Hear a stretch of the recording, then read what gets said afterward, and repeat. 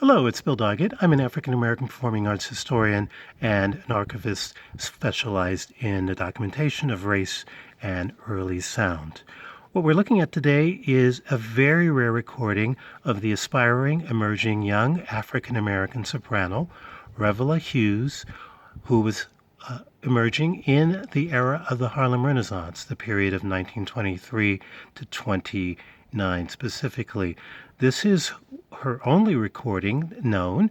It was recorded on the black-owned Harlem-based label by Mr. Pace and his Pace Phonograph Corporation called the Black Swan label. The Black Swan label was dedicated more so to popular music, but Mr. Pace had a love of classical music and of art songs. So this is part of what would later become the concert Black Swan recording series. This is an art song by Del Rigo called Thank God for the Garden.